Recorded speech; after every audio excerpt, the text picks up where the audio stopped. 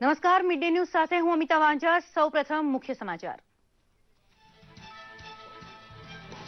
રાજ્યની 1557 ગ્રામ પંચાયતની ચૂંટણીઓમાં થઈ રહેલું મતદાન। 4279 ઉમેદવારો માટે 30.61 લાખ મતદારો કરી રહ્યા છે મતદાન।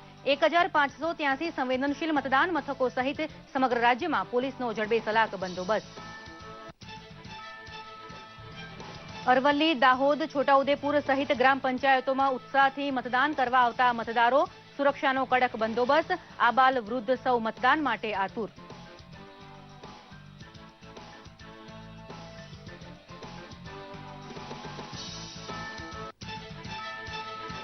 શાળાને મનફાવે તેવી ફી વસૂલ કરવા સામે લાલ આંખ કરે છે રૂપાણી સરકાર। સરકારે કાયદો બનાવ્યા પછી પણ કેટલીક શાળાઓ પાછલા બારણે તગડી ફી વસૂલ કરશે તો તેમની ઉપર શાળા બંધ થાય તેવી તવાઈ આવી શકે છે તેવી ચીમકી આપતા શિક્ષણ પ્રધાન। શાળાને સરસ્વતીનું મંદિર ગણતી સરકારે વાલીઓને માત્ર પહેલા સત્રની ફી ભરવાની આપી સલાહ। તામિલનાડુમાં 12મી એપ્રિલે યોજાનારી પેટા ચૂંટણીઓ પહેલા આવકવેરા વિભાગે વિવિધ એકમો અને વ્યક્તિઓને સકંજામાં લીધી। સ્વાસ્થ્ય મંત્રી ટી વિજયભાસ્કર, અભિનેતા શરદ કુમાર તથા ભૂતપૂર્વ સાંસદ ટી રાજેન્દ્રનના નિવાસસ્થાને તેમજ 34 જેટલા સ્થળોએ છાપા માર્યા। સોનું તેમજ મોટા પ્રમાણમાં રોકડ રકમ ઝડપાઈ। કાળા નાણાં વિરુદ્ધ મોટી સફળતા। સીબીઆઈએ વિમુદ્રીકરણ બાદ નકલી કંપનીઓ દ્વારા 100 કરોડની જૂની નોટ જમા કરાવવાની બાબતમાં 12 વ્યક્તિઓની કરી ધરપકડ। ધરપકડ કરવામાં આવેલા લોકોમાં અમદાવાદના એક્સિસ બેંકના અધિકારી પણ સામેલ।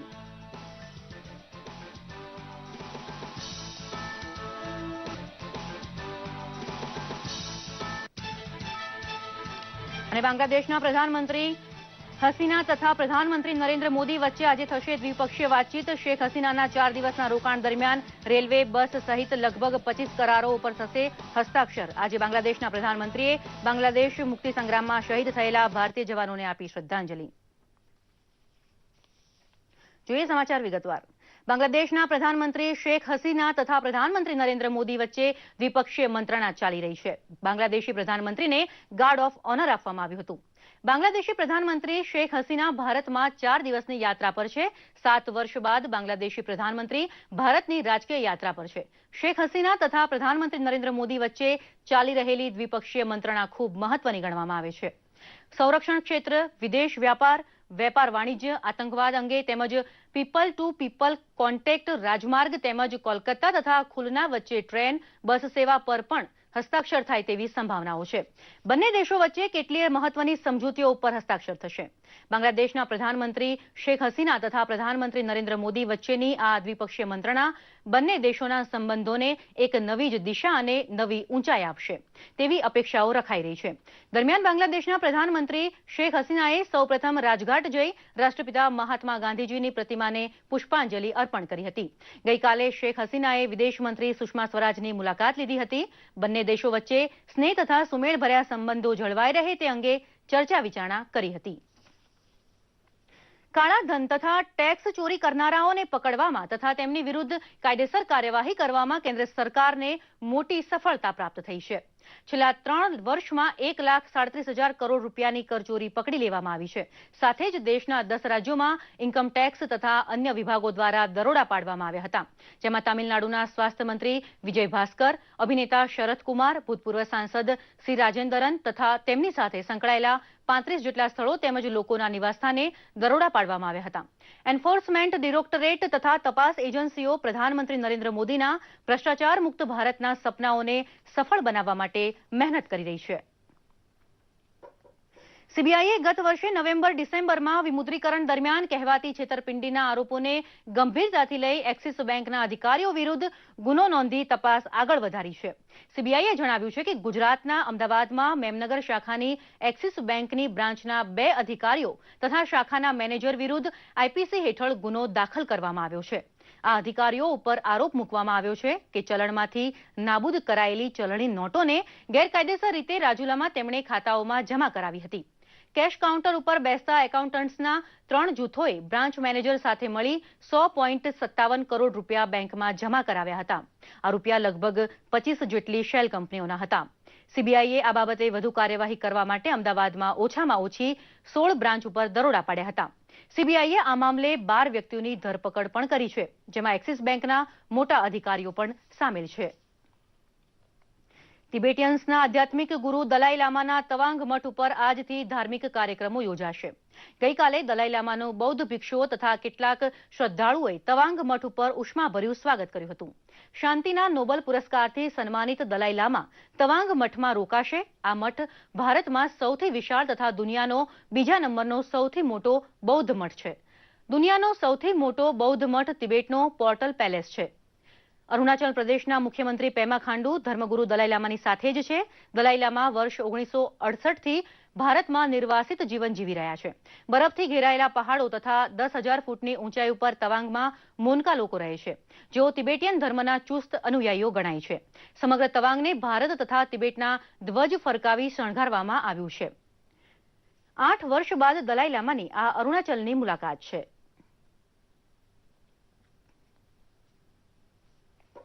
ગુજરાતની 1,557 જેટલી ગ્રામ પંચાયતોની ચૂંટણી માટે આજે મતદાન થઈ રહ્યું છે. આ ચૂંટણીઓ માટે વ્યવસ્થા તંત્ર દ્વારા પૂરતી તૈયારી કરવામાં આવી હતી. રાજ્ય ચૂંટણી પંચના વડા વરેશ સિંહાએ લોકોને નિર્ભય બની નિષ્પક્ષ ભાવે મતદાન કરવા અપીલ કરી હતી. 1,557 ગ્રામ પંચાયતોની ચૂંટણીમાં 4,297 ઉમેદવારો મેદાનમાં ઉતર્યા છે.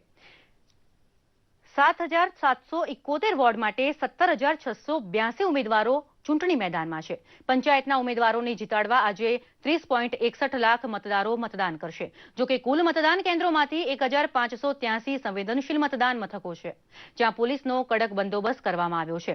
4,489 મતદાન મથકો ઉપર 17,712 ઈવીએમ મશીનોનો ઉપયોગ કરવામાં આવી રહ્યો છે, જેમાં 645 ચૂંટણી અધિકારીઓ ફરજ બજાવી રહ્યા છે. અરવલ્લી જિલ્લામાં આજે 6 ગ્રામ પંચાયતોમાં ચૂંટણી યોજાઈ રહી છે, જેમાં હીરાપુર, બોલુન્દ્રા, માથાસુલિયા, મોદરસુબા, વાનેયાદ, ભવાનપુરનો સમાવેશ થાય છે.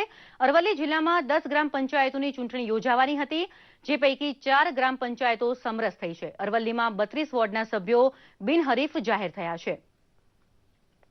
આ વિશે વધુ વાત કરીએ અમારા અરવલ્લીના દૂરદર્શન સંવાદદાતા યાજ્ઞિક પટેલ પાસેથી. જે યાજ્ઞિક, અરવલ્લીમાં કેટલી ગ્રામ પંચાયતોની ચૂંટણી છે, કુલ કેટલા મતદારો છે, અને જો મતદાન મથકોની વાત કરીએ તો હાલ શું સ્થિતિ છે?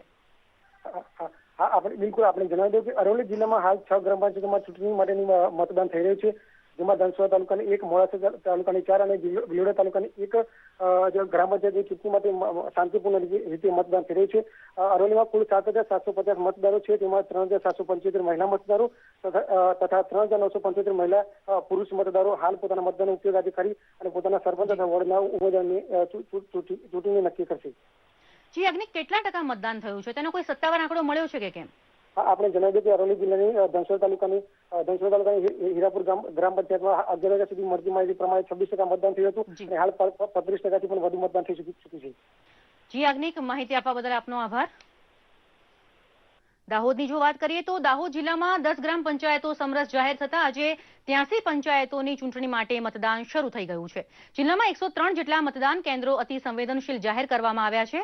દાહોદ તાલુકામાં પોલીસે ચાંપતો બંદોબસ્ત ગોઠવ્યો છે. વિવિધ ગ્રામ વિસ્તારોમાં કુલ 293 મતદાન કેન્દ્રો ઉપર મતદાન ચાલી રહ્યું છે.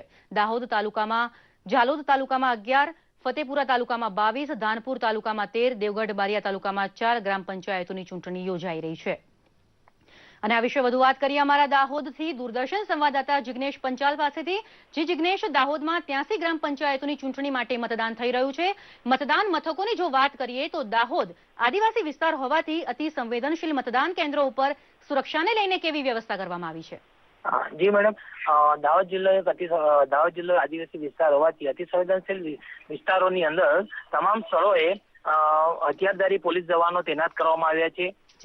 ઉપરાંત અન્ય પણ પોલીસ બંદોબસ્તની પૂરતી વ્યવસ્થા કરવામાં આવી છે. 1-2 ઘટનાઓને બાદ કરતા શાંતિપૂર્ણ રીતે મતદાન ચાલી રહ્યું છે. જી મેડમ. જી, કેટલા ટકા મતદાન થયું છે, કોઈ સત્તાવાર આંકડો મળ્યો છે કે કેમ? 12 વાગ્યા સુધીમાં અંદાજિત 50% જેટલું મતદાન થયેલ છે. જી, માહિતી આપવા બદલ આપનો આભાર. ગીર સોમનાથની વાત કરીએ તો ગીર સોમનાથમાં પણ ગ્રામ પંચાયતોની ચૂંટણી જંગ જામ્યો છે. આ વિશે વધુ વાત કરીએ અમારા ગીર સોમનાથના દૂરદર્શન સંવાદદાતા હેમલ ભટ્ટ પાસેથી. જી હેમલ, ગીર સોમનાથ તાલુકાના 5 તાલુકામાં ચૂંટણી યોજાઈ રહી છે. જિલ્લામાં કઈ કઈ જગ્યાએ અને તાલુકામાં કેટલી ગ્રામ પંચાયતોમાં મતદાન થશે? જે આપને જણાવવું કે ગીર સોમનાથ જિલ્લાના કુલ 6 તાલુકામાં 29 ગ્રામ પંચાયતની ચૂંટણી યોજાઈ રહી છે, જેમાં વેરાવળ તાલુકામાં 3, તાલાળા તાલુકામાં 10, કોડીનાર તાલુકામાં 10, ગીરગઢડા તાલુકામાં 4, ઉના તાલુકામાં 1 અને સુત્રાપાડા તાલુકામાં 1 એમ કરીને 29 તાલુકા ગ્રામ પંચાયત યોજાઈ રહી છે। જી હેમલ, કેટલા ઉમેદવાર ચૂંટણી લડી રહ્યા છે અને મતદારોની જો વાત કરીએ તો કુલ કેટલા મતદારો છે? ખાસ કરીને આપણે જણાવવું કે ગીર સોમનાથ જિલ્લામાં કુલ 67 સભ્યો છે સરપંચ પદ માટે અને 443 સભ્ય પદ માટેના ઉમેદવારો ગ્રામ પંચાયતની ચૂંટણી લડી રહ્યા છે, જેમાં 58,364 જેટલા મતદારો મતદાન કરશે। જી હેમલ, મતદાન મથકોની જો વાત કરીએ તો સુરક્ષાને લઈને હાલ કેવી વ્યવસ્થા છે? જે આપને જણાવું કે વહીવટી તંત્ર દ્વારા કુલ 78 મતદાન નક્કી કરવામાં આવેલા છે, જેમાં 55 અતિ સંવેદનશીલ અને 34 સંવેદનશીલ મતદાન મથક જાહેર કરવામાં આવ્યા છે। હાલ આપને જણાવું કે અતિ શાંતિપૂર્ણ રીતે મતદાન થઈ રહ્યું છે। જી, અને કેટલા ટકા મતદાન થયું છે અને કોઈ સત્તાવાર આંકડો ખરા? જે આપને જણાવું કે હાલ ગીર સોમનાથ જિલ્લામાં કુલ 12 વાગ્યા સુધીનું 48.13% જેટલું મતદાન નોંધાઈ રહ્યું છે। જી હેમલ, માહિતી આપવા બદલ આપનો ખૂબ ખૂબ આભાર। સમાચારમાં આગળ વાત કરીએ તો આજે ગ્રામ પંચાયતોની ચૂંટણીમાં છોટાઉદેપુર જિલ્લાની 30 ગ્રામ પંચાયતની ચૂંટણી માટે મતદાન પ્રક્રિયા શરૂ થઈ ગઈ છે। છોટાઉદેપુર જિલ્લામાં 32 ગ્રામ પંચાયતોની ચૂંટણી હતી, જે પૈકી સંખેડા તાલુકાની હરેશ્વર અને નસવાડી તાલુકાની કાળી ડોળી સમરસ બની છે। એટલે આજે 30 ગ્રામ પંચાયતો માટે 129 અને 290 વોર્ડ સભ્ય માટે 582 ઉમેદવારો મેદાનમાં છે। કુલ 119 મતદાન મથકો પૈકી 38 સંવેદનશીલ અને 9 અતિ સંવેદનશીલ જાહેર કરાયા છે। 665 પોલિંગ સ્ટાફ સાથે સુરક્ષા વ્યવસ્થા માટે 502 સુરક્ષા કર્મીઓ તૈનાત કરવામાં આવ્યા છે। મતદાન માટે 375 ઈવીએમ મશીન ઉપયોગમાં લેવામાં આવ્યા છે। આજે સવારથી જ લોકો મતદાન કરવા માટે કતારમાં ઉભા રહી ગયા હતા। સિનિયર સિટીઝનથી માંડીને પ્રથમ વખત મતદાન કરનાર યુવાઓએ ઉત્સાહથી મતદાન કર્યું હતું। મેં મતદાન કરવા પહેલી વાર આવી છે, બહુ ખુશી થઈ છે।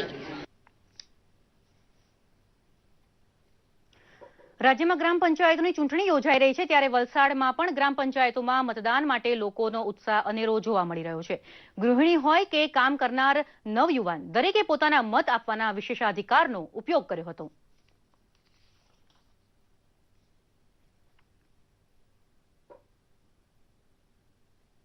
શિક્ષણ મંત્રી ભૂપેન્દ્રસિંહ ચુડાસમાએ કહ્યું છે કે શાળાની ફીનું ધોરણ સૌને પોસાય તેવા સ્તરે રાખવા સરકાર કટિબદ્ધ છે, કારણ કે શાળા સરસ્વતીનું મંદિર છે। તગડી કમાણીનો ધંધો તેને બનવા દેવાય નહીં।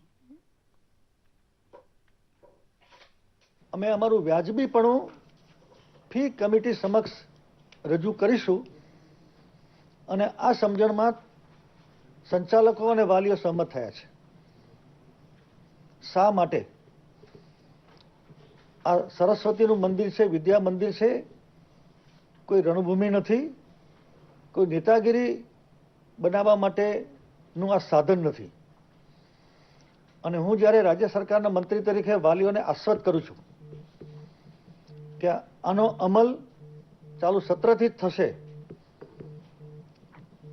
સંચાલકોએ વધારાની જેટલી પણ ફી લેવાની એનું વ્યાજબીપણું અને એ પણ એક નિવૃત્ત ડિસ્ટ્રિક્ટ જજ ના વડપણ હેઠળની એક કમિટી કરશે અને જેમાં સંચાલક અને વાલીના પ્રતિનિધિ હશે, શિક્ષણવિદ હશે। આ પ્રકારની પરફેક્ટ વ્યવસ્થા દેશમાં ક્યાંય ગોઠવાઈ નથી। આખા દેશમાં એનું એપ્રિસિએશન થયું છે, મતલબ કે ગુજરાત સરકારનો નિર્ણય ખૂબ વ્યાજબી છે। આ સંજોગોમાં એક મંત્રી તરીકે, એક સામાજિક આગેવાન તરીકે ગુજરાતના સૌ સમાજના આગેવાનોની વિનંતી છે અને ખાસ કરીને વાલી અને સંચાલકોને કે વાતાવરણ બગડે નહીં। મધ્યમ વર્ગના વાલીઓની આર્થિક પરિસ્થિતિને ધ્યાનમાં રાખીને લીધેલો નિર્ણય છે આ। આપ સૌ ને આશ્વસ્ત ફરીવાર કરું છું કે આમાં કોઈ પીછેહટ નહીં થાય। હવે જોઈએ રાજ્યના કેટલાક સમાચારો સંક્ષિપ્તમાં।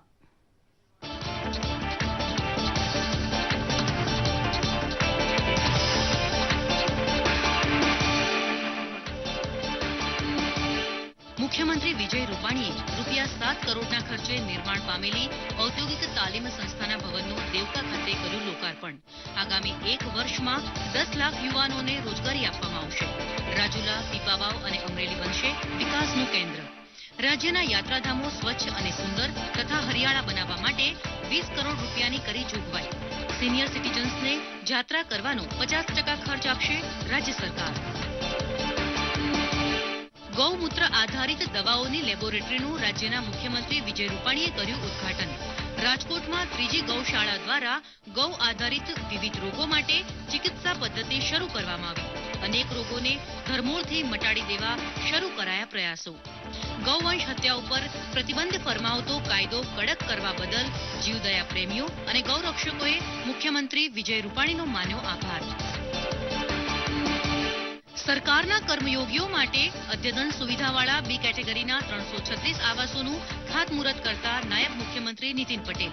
86 કરોડ રૂપિયાના ખર્ચે સેક્ટર 30માં 1.5 વર્ષમાં 12 બ્લોકના 7 માળના આવાસો બનશે. વર્ગ 3 અને વર્ગ 4ના કર્મચારીઓ મકાનથી વંચિત ન રહે તે હેતુથી ઝડપી કાર્યવાહી પૂરી કરવાનું આપ્યું વચન. આગામી 9મી એપ્રિલથી 11 એપ્રિલ દરમિયાન બેચરાજી ખાતે યોજાશે ચૈત્રી પૂનમનો મેળો. યાત્રિકોની સલામતી સુરક્ષા માટે કડક બંદોબસ્ત ગોઠવાયો. માઈ ભક્તો માટે જમવાની રહેવાની સગવડ. દુર્ઘટના ટાળવાના તમામ પ્રયાસો માટે તંત્ર સજ્જ. ચૈત્રી પૂનમના મેળામાં આવતા યાત્રિકો માટે ₹1 કરોડનો યાત્રિક વીમો ઉતારાયો. 17મી એપ્રિલે પ્રધાનમંત્રી નરેન્દ્ર મોદી ભાવનગરની મુલાકાતે આવવાના હોય તંત્ર સજ્જ. સામાજિક ન્યાય અને અધિકારીતા મંત્રી આત્મારામ પરમારે અધિકારીઓ સાથે યોજી બેઠક. સૌની યોજનામાં સમાવાયેલ બોટાદ, ભાવનગર જિલ્લાના તમામ ડેમોને નર્મદાના નીરથી ભરાશે. 1 લાખ લોકો કાર્યક્રમમાં ભાગ લે તેવી શક્યતા. અમરેલી જિલ્લાના ચાવડ ખાતે નાવડા ઉપલેટા પાઇપલાઇન પ્રોજેક્ટનું મુખ્યમંત્રી વિજય રૂપાણીએ કર્યું નિરીક્ષણ. આગામી મહિનાના અંતમાં જેતપુર પંથકને મળશે પાણી. રાજકોટ, અમરેલી અને જૂનાગઢ જિલ્લાના 156 ગામોને પીવાનું પાણી પૂરું પાડનારી બલ્ક પાઇપલાઇનના ₹597 કરોડના પ્રોજેક્ટનું કામ સપ્ટેમ્બરમાં થશે પૂર્ણ. 17મી એપ્રિલે પ્રધાનમંત્રી સૌની યોજના લિંક 1નું લોકાર્પણ અને લિંક 2નું ખાતમુહૂર્ત કરશે. લીમડી ખાતે ₹102 લાખના ખર્ચે એસ્ટ્રોટર્ફ હોકી ગ્રાઉન્ડનો લોકાર્પણ કાર્યક્રમ યોજાયો. ધારાસભ્ય કિરીટસિંહ રાણા તથા પદ્મશ્રી ભારતીય હોકી ટીમના ભૂતપૂર્વ captain sports icon Dhanraj Pillai હાજર રહ્યા. હાર અને જીત એ માત્ર જીવનનો ભાગ, પણ દરેક વ્યક્તિએ શારીરિક રીતે ફિટ હોવું જરૂરી એમ કહી યુવાનોને ખેલકૂદમાં ભાગ લેવા આહવાન આપતા રમતગમત રાજ્યમંત્રી રાજેન્દ્ર ત્રિવેદી.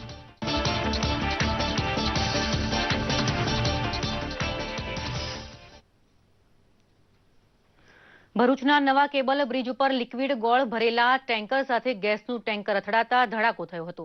લિક્વિડ ગોળ રસ્તા ઉપર ઢોળાઈ જતા દોડધામ મચી ગઈ હતી. વિસ્તૃત માહિતી મુજબ ગઈ સાંજે ભરૂચના જાડેશ્વર વિસ્તારમાં આવેલા નવા કેબલ બ્રિજ ઉપર અંકલેશ્વર તરફથી આવતું ટેન્કર 16 ટન જેટલો લિક્વિડ ગોળ ભરી પસાર થઈ રહ્યું હતું. ડ્રાઈવરે અચાનક બ્રેક મારતા પાછળથી આવતા ગેસનું ટેન્કર ધડાકાભેર અથડાયું હતું. જોકે કોઈ જાનહાનિ થયાના અહેવાલ નથી. પોલીસ વિભાગ તથા ફાયર વિભાગના અધિકારીઓ તથા કર્મચારીઓ તાત્કાલિક ઘટના સ્થળે પહોંચી ગયા હતા અને પરિસ્થિતિ કાબૂમાં લીધી હતી.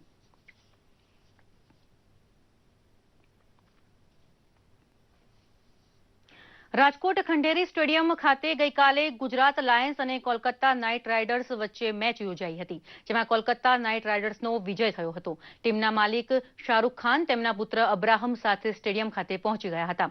રાજકોટ એરપોર્ટ ખાતે કિંગ ખાનની એક ઝલક જોવા માટે ચાહકોએ પડાપડી કરી હતી.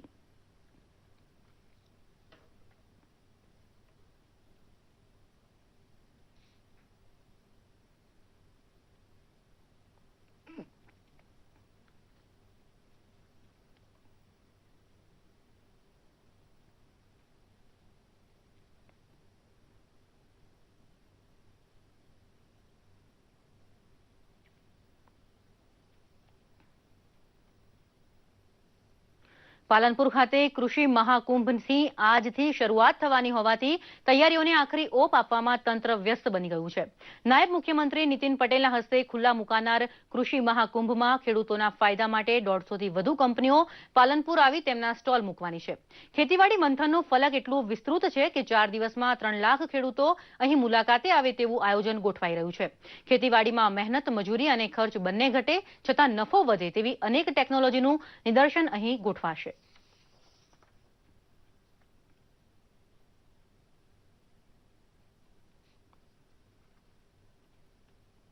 કિસાન મહાકુંભ આયોજિત બનાસકાંઠા જિલ્લામાં રાખેલ આ મહોત્સવમાં અગ્રણી પાલનપુરની તથા ભારતભરની કંપનીઓ કે જે અહીંયા સ્થગિત છે અથવા તો એમના સ્ટોલ રાખેલા છે અને એ દ્વારા અમુક ખેડૂતો સુધી એમને કઈ રીતે ફાયદારૂપ બને એનું આયોજન આ બનાસકાંઠા જિલ્લા દ્વારા રાખવામાં આવેલ છે. આ પ્રદર્શન અંતર્ગત દેશ વિદેશની 150થી વધારે કંપનીઓનું અહીં પ્રદર્શન રાખવામાં આવ્યું છે. અહીં આગળ વિવિધ પ્રકારના સેમિનારોનું પણ આયોજન કરવામાં આવ્યું છે અને સમગ્ર ઉત્તર ગુજરાતમાંથી 3 લાખથી વધુ પ્રગતિશીલ ખેડૂતો અને પશુપાલકો ભાગ લેવાના છે.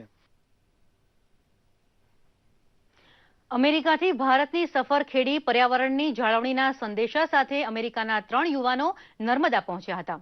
કોચીથી શરૂ કરેલી યાત્રા અનેક રાજ્યોમાંથી પસાર થઈને નર્મદા પહોંચતા આ 3 વિદેશી મિત્રો કેન, પીટર અને સેને પર્યાવરણની જાળવણી અને જંગલોમાં રહેતા પ્રાણીઓના બચાવ માટે હજારો કિલોમીટરનો પ્રવાસ ખેડ્યો છે. ભારત ભ્રમણ કરી રહેલા આ 3 મિત્રોએ જણાવ્યું હતું કે ગુજરાત તેમને ખૂબ પસંદ આવ્યું છે અને પ્રધાનમંત્રી નરેન્દ્ર મોદીની કામગીરી ખૂબ જ સારી છે. ખાસ કરીને ભારતના વિકાસની વાત કરતા જણાવ્યું કે અમેરિકા જેવા જ ભારતના રસ્તા છે.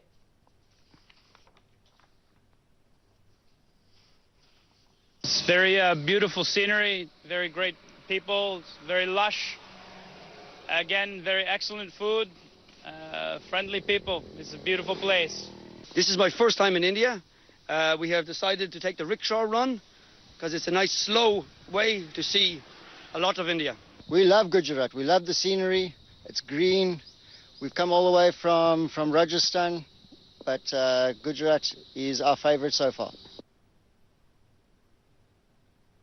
બેરોજગાર યુવાન યુવતીઓને માર્ગદર્શન મળી રહે તે હેતુથી ગુજરાત રાજ્યના રોજગાર અને તાલીમ કચેરી ગાંધીનગરના નિયામક તરફથી સમગ્ર રાજ્યના તમામ જિલ્લાઓમાં 10 દિવસીય ઓરિએન્ટેશન કેમ્પ યોજવાનું આયોજન કરવામાં આવ્યું છે.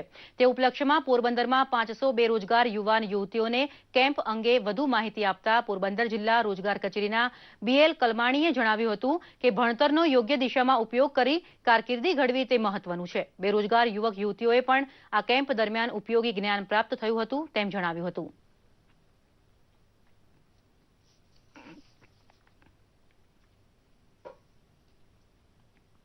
અમે લોકોને જાણ કરવામાં આવી કે વિવિધ વેબસાઇટો વિશે માહિતી આપવામાં આવી. ઓજસ ગુજરાત, મારું ગુજરાત, રોજગાર સમાચાર વગેરે વિશે નોલેજ આપવામાં આવ્યું કે ખરેખર નોકરીની તકો આપણી આજુબાજુમાં જ છે. એ નોકરીની તકો જસ્ટ પકડવાની વાત છે. એ વિશે અમને આજે સેમિનારમાં જાણવા મળ્યું. આજે સેમિનારમાં એ ખબર પડી કે જે 10 પાસ વાળાને પણ ગવર્મેન્ટ અત્યારે જોબ આપે છે. તો પછી આપણે ખોટા અત્યારે બહારની દુનિયાને વાત આપીએ છીએ કે જોબ નથી મળતી, પ્લેસમેન્ટ નથી, બધું છે જ, પણ આપણે જસ્ટ ગોતવાની વાત છે. ઓરિએન્ટેશન એટલે રોજગાર કચેરી દ્વારા જે કાંઈ જુદી પ્રવૃત્તિ, જુદી જે કાંઈ સ્કીમો ચાલે છે એના વિશે તમામ પોરબંદર જિલ્લાના ઉમેદવારોને માર્ગદર્શન મળે તે માટે આ એક સેમિનારનું આયોજન કરવામાં આવે છે. તે સિવાય આ બાબતના નિષ્ણાંતો જુદા ને નિષ્ણાંતોને પણ બોલાવવામાં આવે છે. કોમ્પ્યુટરના નિષ્ણાંત માટે ઉમેદવારોને વધુમાં વધુ લાભ મળે તે માટે નિષ્ણાંતો લેક્ચર માટે આ કચેરી દ્વારા બોલાવવામાં આવે છે. આઝાદીની લડતના પ્રથમ શહીદ મંગલ પાંડેનો આજે શહીદી દિવસ છે. તેમજ ફિલ્મ મેકર્સને આકર્ષી રહ્યું છે ગુજરાત. જોઈએ આજના સોશિયલ કનેક્ટમાં.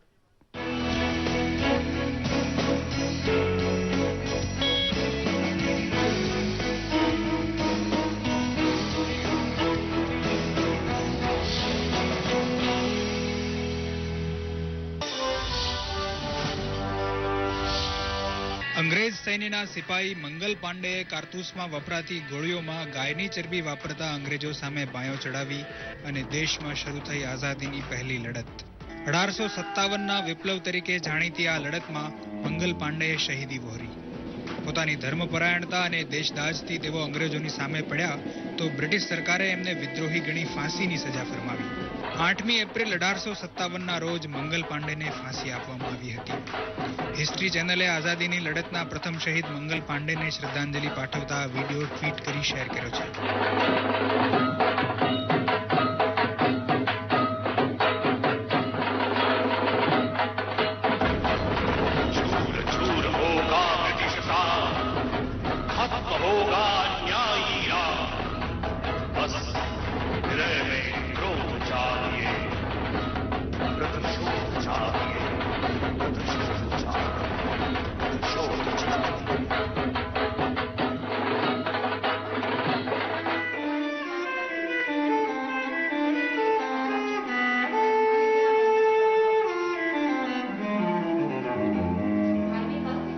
ઉપરાંત લાખો લોકોએ આજે ટ્વીટ કરી મંગલ પાંડેને યાદ કર્યા છે, તો ટ્વિટર પર #મંગલ પાંડે ટ્રેન્ડ થયું છે.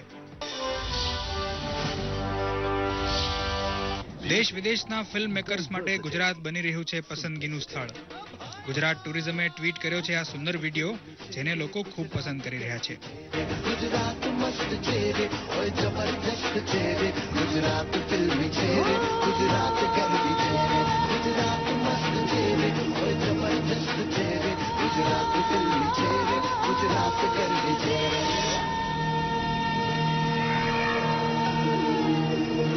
દૂરદર્શન સમાચાર માટે સોશિયલ મીડિયા ડેસ્કથી ઋષિકુમાર પંડ્યાનો રિપોર્ટ.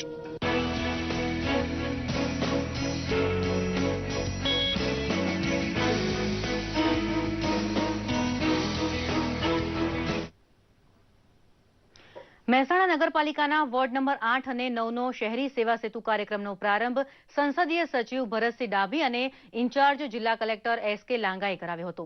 શહેરી કક્ષાના સેવા સેતુ કાર્યક્રમમાં સંબંધિત વોર્ડના શહેરીજનો ઉપસ્થિત રહી તેમના પ્રશ્નો અને રજૂઆતોને સ્થળ ઉપર રજૂ કર્યા હતા, જેનું હકારાત્મક રીતે નિરાકરણ કરાયું હતું. આ કાર્યક્રમમાં આવક, જાતિ, ક્રિમિલિયર, ડોમિસાઇલ પ્રમાણપત્રને લગતા દાખલાઓ, રેશન કાર્ડને લગતી અરજીઓ, આધાર કાર્ડમાં નામ નોંધાવવાની અરજીઓ, મા અમૃતમ યોજના અને વાત્સલ્ય કાર્ડમાં લાભાર્થીઓની નોંધણીને લગતી અરજીઓ જેવી બાબતોની શહેરીજનો દ્વારા રજૂઆત કરવામાં આવી હતી.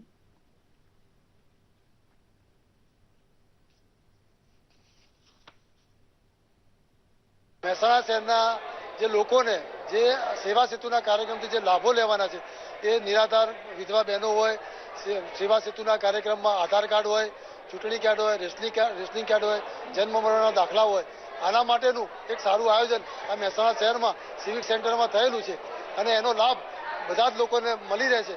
હું અમારા આવકના દાખલા માટે અહીં આવી હતી. અહીંનું કામ સારું હતું, કોઈને પણ હેરાનગતિ થતી નથી અને જે તરત જે કામ 3-4 દિવસમાં થાય એની જગ્યાએ તરત આ કામગીરી થઈ જાય. ખૂબ જ બહોળા પ્રમાણમાં આ વિસ્તારની જનતા આનો લાભ લઈ રહી છે.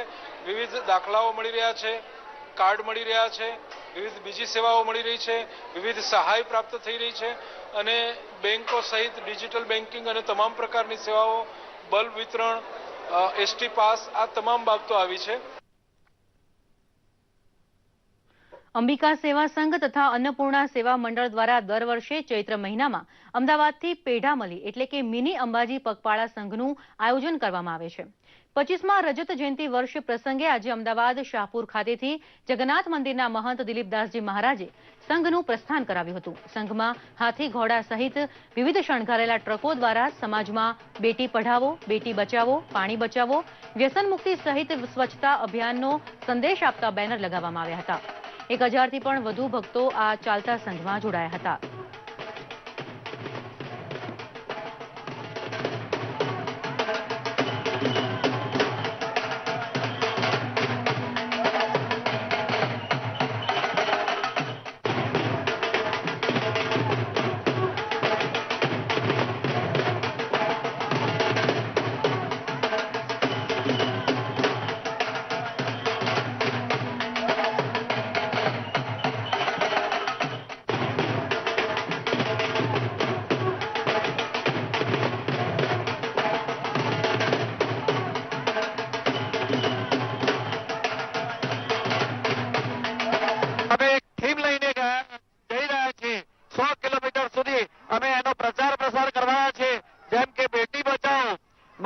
ભૂલશો નહીં.